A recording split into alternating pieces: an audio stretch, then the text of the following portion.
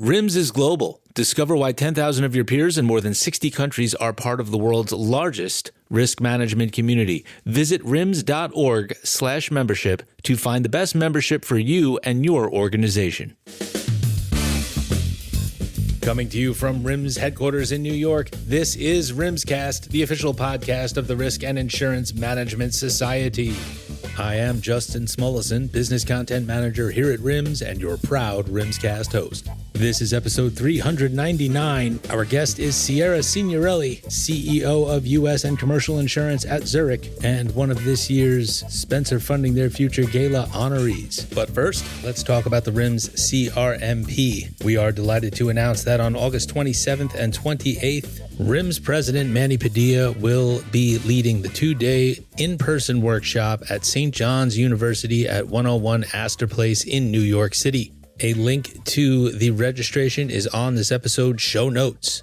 Let's talk about some virtual workshops. The next RIMS-CRMP Exam Prep with PARIMA will be held virtually July 21st and 22nd. Registration links are on this episode's notes. And we have a summertime webinar on July 16th. Zurich will present Too Hot to Ignore, Heat-Related Injuries and Workers' Compensation. Register at rims.org/webinars and via the link on this episode's show notes.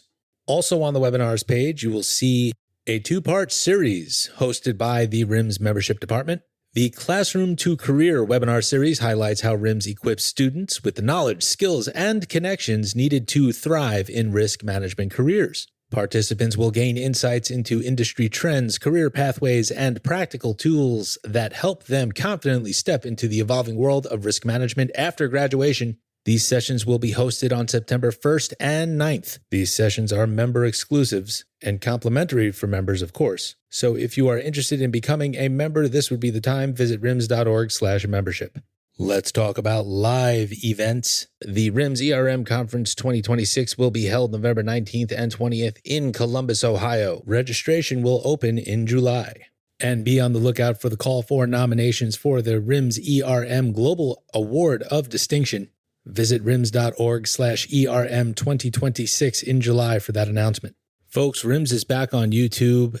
Our handle is at RIMS Official Channel. We've got plenty of videos there, including RIMScast Canada video podcasts, and other informative and entertaining content from RIMS. Subscribe to the channel today. We have more plugs later. Let's get on with the show. Our guest today is one of the modern trailblazers of risk and insurance. She is Sierra Signorelli. Sierra is the CEO of U.S. and Commercial Insurance at Zurich, and she is also one of this year's Spencer Educational Foundation's Funding Their Future honorees. She will receive her honor at the world-famous Waldorf Astoria in New York City, September 17th at the Spencer Funding Their Future Gala. And she is here today to discuss her career development, her career journey, how it evolved into a global leadership role, and some words of wisdom for the next generation of risk and insurance talent. She's got a lot of great insight and takeaways for us all. So let's get to it. Sierra Signorelli, welcome to RIMScast.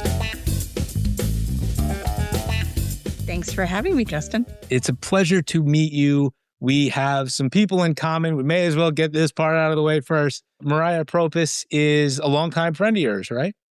She is. Our paths crossed early in our careers at AIG, and more specifically, we got to know each other through a program, a Women's Executive Leadership Initiative program. That I have to say, when I think back to that cohort, there's quite a few exceptional women that are now in our industry and really important roles that came out of that program. So really fantastic to actually come back together with Marya for this event. Yeah. And we're going to talk more about that in a little bit because that's a nice stroll down memory lane for you. But I really want to first cue the audience in a little bit more about you and your professional history. You, as I understand it, studied environmental science before entering insurance. Is that right? I did. I studied environmental science. I personally try to live and work with a sense of purpose. And, back then in university, I wanted to make the world a better place and studied environmental science. And It might not seem obvious on the surface, but there are areas in which there's significant overlap in what we do in insurance. If I think back to what I studied or kind of my initial work right out of school, it was about understanding changing weather patterns, Yeah. flooding, epidemiology, and some of the thing in chemistry of, what happens, which really ties to liability and toxic tort. So, I do lean on quite a bit of what I learned and what I studied and where I started out early in my career. I would think that climate change would also have been on your radar back then as it is today. Yeah, it was more Earth system science, we referred to it at that point. Mhm. But absolutely, absolutely, it was a big piece of everything that we were thinking about. And much of the modeling that we did in school is the same modeling that our CAP modelers now do here at Zurich. So you had a little bit of a, I don't want to say an advantage, but maybe it was when you transitioned into insurance. When did that happen? So it's interesting. One of the colleagues I worked at an environmental engineering consulting firm. And one of the colleagues that I had been working with, he had left and called and said, "Look, I've joined this new company. It's great. You should come at least interview. I think you'd like the people here." Having never even heard the name of the company before and having it be nothing that I had really thought about from a career perspective, if it hadn't been somebody that I had known and that was making the recommendation, I probably would have never come in for an interview. But Right. meeting the people, it kind of was, I was interested from day one. Wow. But it does seem like a natural progression. I could see where you could take the institutional knowledge of environmental science and parlay that or channel that into a career in risk and insurance. And was it a simple process where you just said, "Oh, this is for me, and I think I'm good here," or did you have some ambivalence about it? I was intrigued. And then once I joined, I never really looked back Right. because what I loved about it, I mean, I joined as an underwriter. I was doing environmental insurance, so it tied to kind of my background. And what I liked about it, I felt like it was my own little business. So Hmm. as somebody new coming in as a young person, I really enjoyed, okay, it was my responsibility to build a portfolio of business, to go build relationships with brokers. Fascinating how you do that over time. The industry gives lots of training, both the industry kind of led training, but also within companies. So the opportunity to learn, and I'm a curious and engaged person. So that was fun. And I felt like it was a great place to start to build a career. Yeah. And it certainly sounds like they gave you the freedom to branch out a little bit. Let's just say it that way. And I think it's fascinating that you said leading your own small business because at some point you become a business leader. And I was wondering if you can give us the abridged version of how that progression happened. Yeah. So I think, there are a few different pivots that I've had or turning points that were meaningful in my career. I think as an underwriter, when that kind of first transition to my first manager role, that was a big step. And one of the things there that really taught me is you have to have kind of sponsorship or support within an organization to get the next roles. And at that point in time, that was a kind of a big step to be somebody that's a individual contributor building my little small business to leading much larger team, and having somebody willing to take that bet on me was really important, and will be forever grateful for that first step. I think, taking different steps over time, there was the next one that I think was the most meaningful in my career was going from, running a business in a region to I was then a CEO for one of the businesses globally. And the organization restructured and put me across lines of business I had no expertise in. So that was a huge shift for me. And just thinking about, I'm no longer the deep expert, but I have to lead a team of experts and be credible with those individuals. And I will tell you at that point in time, Most of them had 30, 40 years experience. I was in my early 40s. So, it was a big step change for me and really a fantastic opportunity that somebody at that point in time gave me and was brave enough to give me. And then shortly thereafter, I ended up moving to Asia. And so quite a difference. I was in New York at that point in time and moved to Asia, which was a fantastic experience in of itself. But I ended up taking that step because I was in a global role sitting in New York.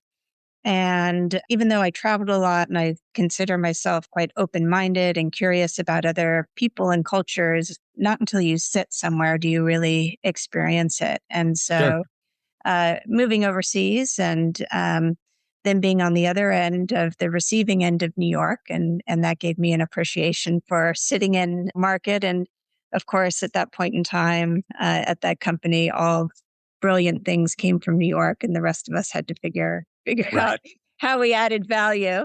And then you're about 13 hours after the New York calls, right? They're on 12, they're on 9 a.m. and you're on 10 p.m. or something, right? Yeah. Is that, and that I never talk about that. Is that an adjustment for someone like for anybody, not just like you? I mean, for anybody who's in a leadership role, that in itself physiologically has to have some sort of a impact on you, right? It absolutely does. And I think I thought about so many things before I made that leap. I didn't think enough about that. Right. Because that is, that has, it has a huge impact on your life. And at that point in time, the company I worked for wanted to become more global and it had placed executives all over the world in different kind of hubs. But when you have 3,000 people centrally sitting, you can't put 10 people in different parts of the world and think you're going to pull. Everything is still very time zone centric to where the 3,000 people sit. So you have to be comfortable not participating in everything, having some people that kind of represent on your behalf, knowing where you really need to engage, not being shy to say you need to move the time because I can't get up at 3 a.m. and be coherent and really contribute to this discussion. So all of those things really matter. And, I went back and forth pretty much once a month from Asia to New York to do business unit reviews. I think at this point at my age, I feel like I don't know that I could do that. I think you just do, but it does take a lot out of you. The world has changed and we do many more videos and things. That was a while ago. But it does have an impact on quality of life, certainly. And your ability to engage more broadly with the group. Now, if you don't mind my asking, were you also trying to raise a family at the same time, or was that not part of the picture? I was. I had two small kids. So at the time, they started preschool and kindergarten in Asia. So oh wow, okay. And so you're juggling that on top of I don't want to say a high stress job, but a very high responsibility job. And you're juggling the altered time zone part of it all. That's a lot of responsibility for an individual. And I think this is a great takeaway for our audience that these are the sorts of things that you also have to consider. Even if you don't have a family yet, or you're thinking about starting one, this needs to be on your mind. And that's a great takeaway. I couldn't possibly do it unless my husband was on board and he had a career that was more flexible, that would allow me to do it and that he was willing to step up. So I think that's just also a family discussion that you have to have as a couple to be able to determine, can you really make this work? Let's take a quick break and talk about all the fantastic RIMS events coming up in 2026. The annual Florida Educational Conference will be held July 28th through August 1st, once again at the lovely Ritz-Carlton in Naples, Florida. A link to the event is on this episode's show notes. You can register now for the second annual RIMS Texas Regional Conference, which will be held August 10th through the 12th at the wonderful Grand Hyatt on the San Antonio Riverwalk. Visit rims.org/events for registration information. The hotel cutoff date was July 10th. Reservations may still be made after the hotel cutoff date, subject to availability. However, the negotiated group rate is no longer guaranteed, so reserve now. The 11th annual Chicagoland Risk Forum will return to the old post office on Thursday, September 24th. Visit chicagolandriskforum.org for more information. The RIMS Western Regional Conference will be held October 4th through the 7th in Seattle, Washington. The agenda is live and registration is now open. Visit rimswesternregional.com and the link on this episode's show notes for more information.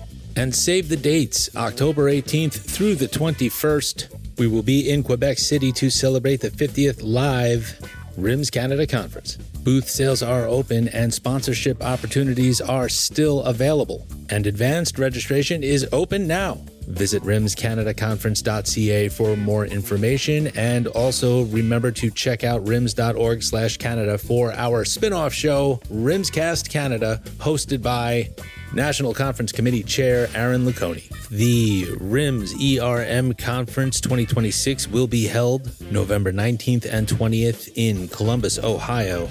Registration opens in July, and be on the lookout for an announcement about submissions for the RIMS Global ERM Award of Distinction. Visit rims.org/ERM 2026. And folks, can you believe it? We're already looking to Risk World 2027, which will be held over 4 days in New Orleans, Louisiana, April 18th through the 21st. RIMS members can exclusively register by September 4th for the best rate and get first access to the hotel block. Hotel reservations open October 28th ahead of public registration. Sitting this out is the real risk. The link to registration is on this episode's show notes. And now let's return to our interview with the Spencer Educational Foundation's Funding Their Future Gala honoree, Sierra Signorelli. When you work in Asia, like you're saying, are there cultural differences or norms that obviously you have to adjust to, but do you take them and then start applying them to how you lead? Yeah. And when I was in Asia, I had a global role too. So it just highlighted, how you speak, how you engage, how you listen in different cultures is hugely important. You can't assume. It's always good to listen and then ask and replay back. I've learned some painful lessons just thinking, okay, that silence and people nodding along means that they're in agreement. And I think it's, again, I come back, I often talk about the importance of listening, and that can be with colleagues, it can be with customers, it can be with our broker partners.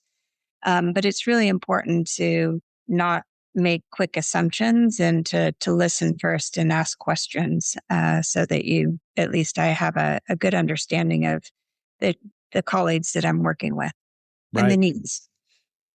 We had a keynote for Risk World in 2019 who mentioned that when she spoke in Asian nations, she'd put a question out to the audience, and she knew from having been there several times that she had to wait a while and then try to make eye contact with someone in the audience to figure out if it was all right to either move on to the next point or to get them to speak up, because there's a somewhat of a cultural reluctance to just say what's on your mind. You're waiting for some sort of nonverbal cue. Is that right? Yeah, there could be that, but you often don't get questions. And so you have to think about what questions people might have and make sure that you raise them yourself. I give the example of, we're rolling out global pricing tools as an example. And, different markets would, the U.S. would raise their hand and say they don't like this or that. The same with the U.K. Maybe Germany doesn't even adopt it.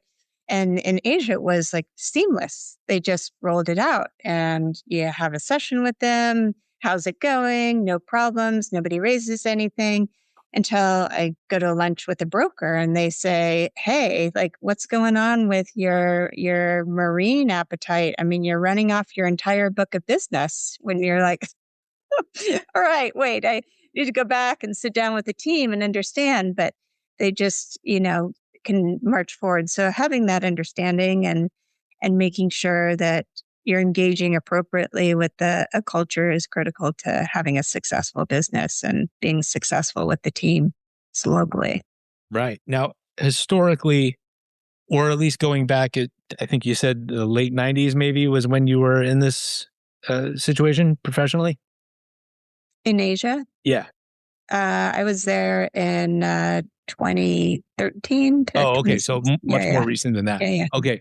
So you had to ascend to that role. Did you find that you were one of the few women in executive leadership roles along the way when you got there? So it's an interesting question. Early in my career, I was quite fortunate that there were quite a number of women leaders. And I think that's good. When the group I worked with when I was in New York, there were quite a number of women running businesses. I worked for a woman, and many of them had families as well. And I had just started to have a family. So seeing them be able to run these businesses and have a family, and it didn't seem like all the wheels were coming off, and they seemed very normal and successful in my view, kept me going. And I think having role models and seeing other women do it is absolutely critical, because it just feels like you can do it when you see somebody else doing it, and having other people to talk to about how you navigate is, I find, very important. That being said, you have these groups, but overall, I find that I'm often the only woman in the room, if it's in meetings or more broadly in Asia, certainly at the time.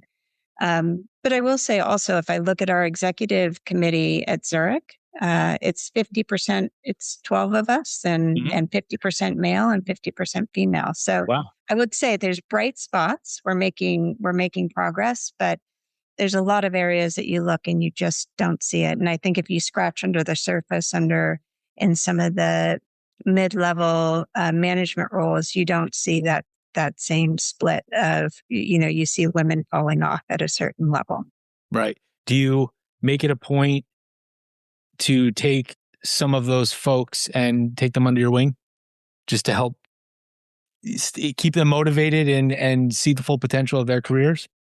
Of course. We have a women's innovation network that from a group perspective, I sponsor, and I've always tried to be a great support to women in our industry. And I'd like to think that I've been a strong supporter of some of the women that are now out there making their way, that I gave them support along the way and helped them to, navigate to get to where they are. Excellent. Now, as you've taken on increasingly senior roles, are there habits or philosophies that have helped you stay authentic while also making difficult decisions? We'd love to know a little bit about that. So I think if you want to be authentic, you have to make difficult decisions. I think it goes hand in hand. Otherwise, if you just take a very easy decision, it would be very difficult to be authentic. I would just encourage people out there to think, it is, I would not shy away from challenging decisions, and I would not put them off. And that's easier said than done. But one of the things that I often do if I'm looking at my to-do list in the morning, if there's something on that list I really don't want to do, I do it first. Yeah. Otherwise, it just falls further down the list, and then it goes to the list tomorrow, because we all know most of us don't get everything done on our to-do list. And those conversations are never as bad as you work them up in your head. So just getting past it and doing it. And if you make that a habit, then you tend not to shy away from having the right discussions. And as I said, it's never as difficult or as we can make it out to be in our heads. One of my colleagues here at Zurich here in the U.S., she often says, be kind, not nice. And we often think that you have to be nice, but that doesn't serve anyone well. If, you don't give people feedback, or you don't give them the full story just because you think it's nice to do so, that doesn't make sense. But if you're going to give feedback or you're going to make a change, you want to be kind, but it's not. And I think that logic sometimes also helps people to move forward and take action, because I mean, oftentimes it's as we all know, it's the inaction is the bigger risk than actually taking the action and jumping in and then kind of adapting anywhere you need to adapt as you go. Yeah. One of your friends, Mr. John L. Holly, said something very similar. He chooses the hard challenges first and tries to just knock them off the list. Unfortunately for folks in your positions, there's more hard challenges than simple tasks, right? But you adjust. It's all whatever your perspective is. What you said, though, makes a lot of sense, that your authentic self is shown when you make those difficult decisions. Yeah. And I think that's another great takeaway for our RIMScast audience here.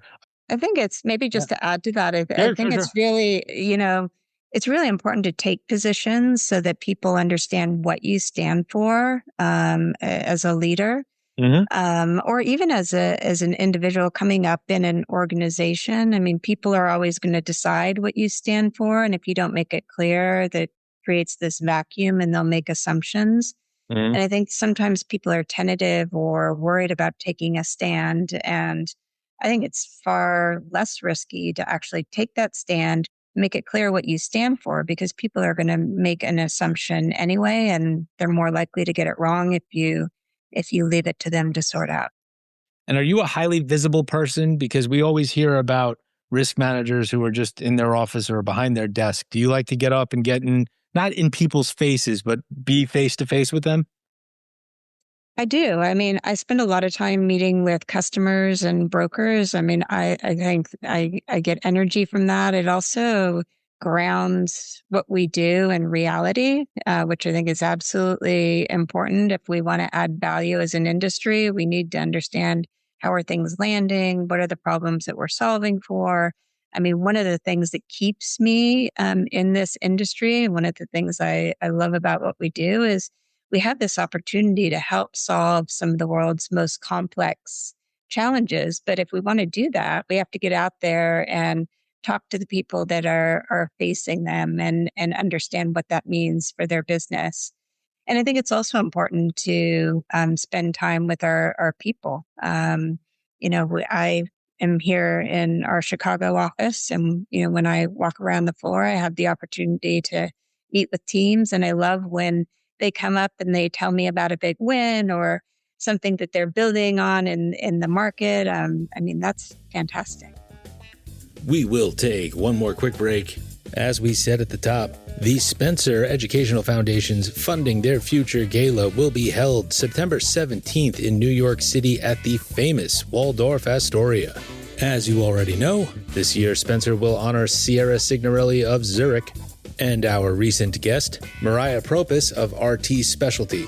A link to the gala is on this episode's notes. And sponsorship opportunities are still available. And now, let's talk about the openings and deadlines for various Spencer Educational Foundation programs and grants. We have reached the deadline for Risk Manager on Campus submissions. Grant awardees, colleges and universities are typically notified in September. General grants are open and the application deadline is July 30th. And internship grant applications open on August 15th and close on October 15th. Links to each of these grants are on this episode's show notes. And of course, you can visit spencered.org for more information. And let's conclude our interview with the Spencer Educational Foundation's Funding Their Future Gala honoree, Sierra Signorelli. And we are back with Sierra Signorelli from Zurich. And I want to congratulate you again on being honored at the Spencer Educational Foundation's Funding Their Future Gala, which will be on September 17th at the world-famous Waldorf Astoria. Are you psyched? I am. Yeah. I am very much looking forward to the event. What does it mean to you personally when you think about all the people who helped shape your own career and the people whose career you're helping to shape?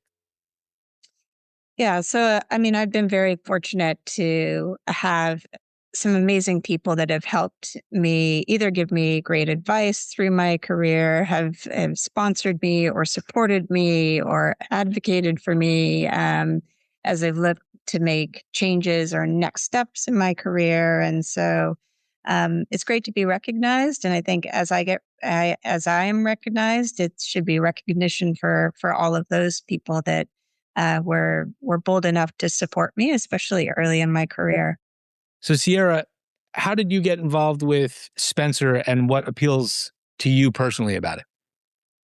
So Zurich has had a long history of engaging with the Spencer Foundation. And, our beliefs really align with what they're trying to achieve. I mean, we believe in bringing a diverse group of people into our industry, to bring more young people into our industry. And we need to continue to bring new people in. And I think as we look at some of the changes we have as an industry, becoming more digital, leaning more on insights, and reshaping kind of how we show up as an industry, it's a great time for young people to come in and to join our industry. I think it's undersold. I think it's a fantastic industry to build a career. Yes, of course, maybe I'm a little bit biased, but I think most people that come into our industry don't end up leaving. It's just convincing them from the beginning.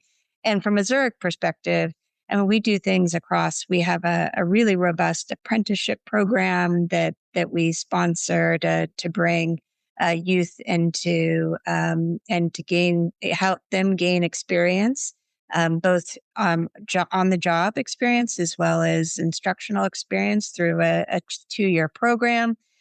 And so supporting, programs such as the Spencer Foundation, really for us, that's just a natural fit and continuing to help to bring talent into our industry.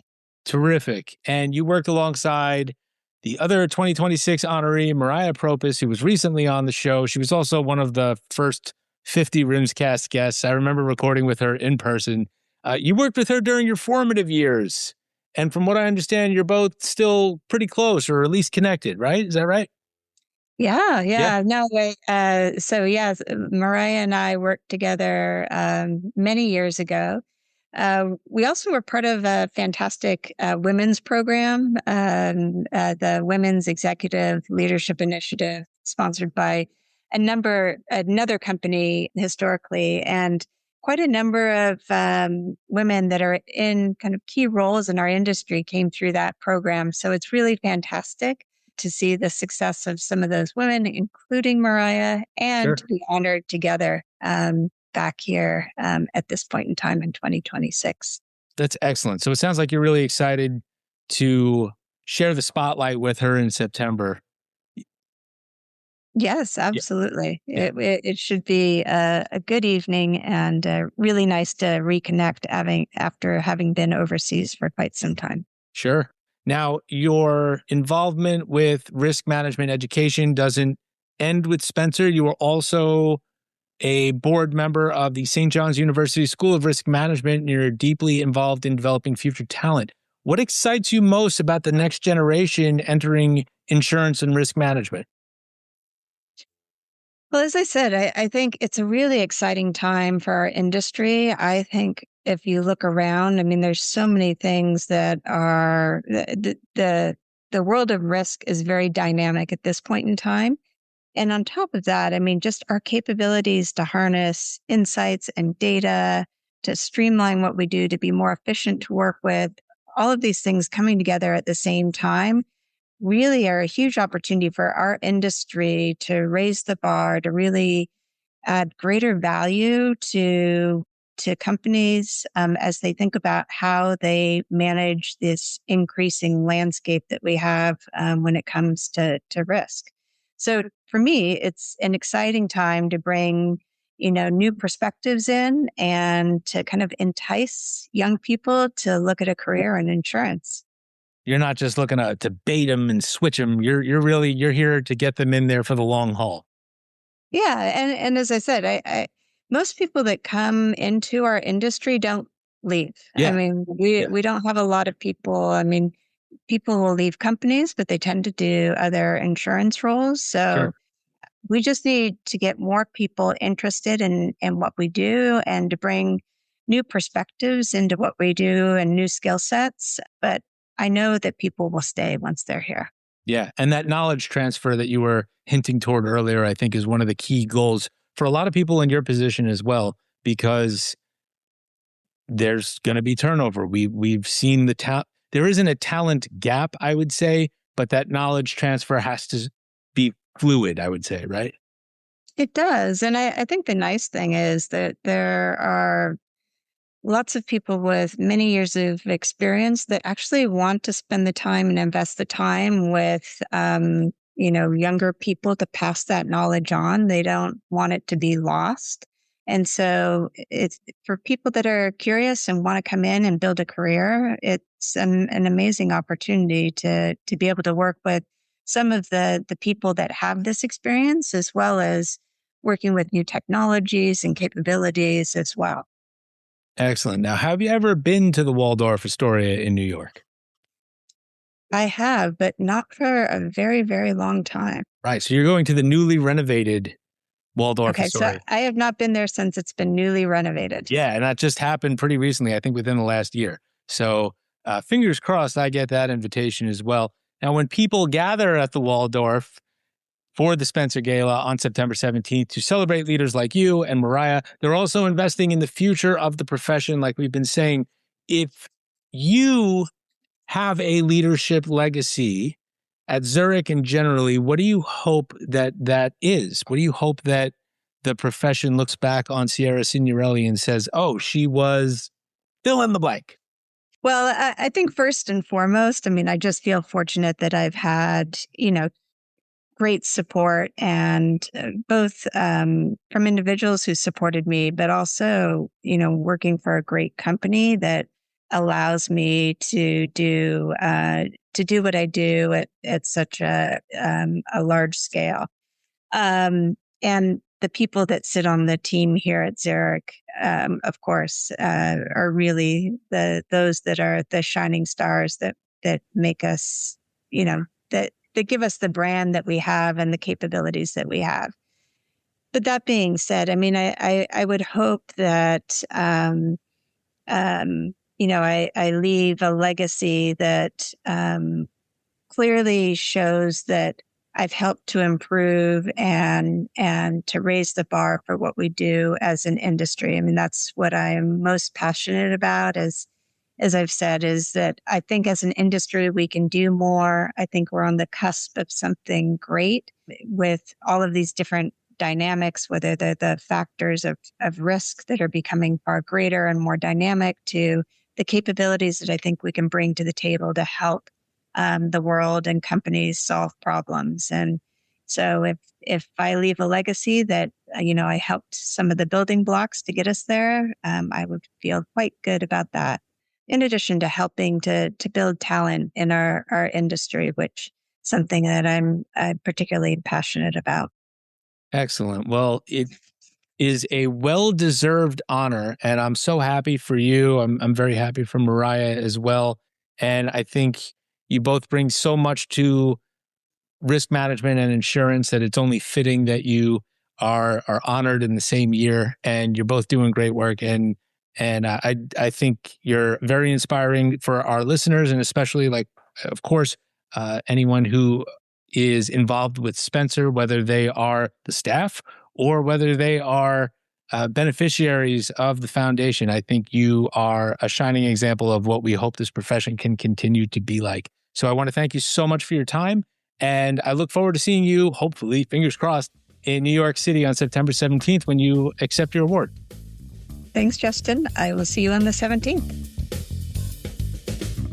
Special thanks again to Sierra Signorelli of Zurich for joining us here on RIMScast.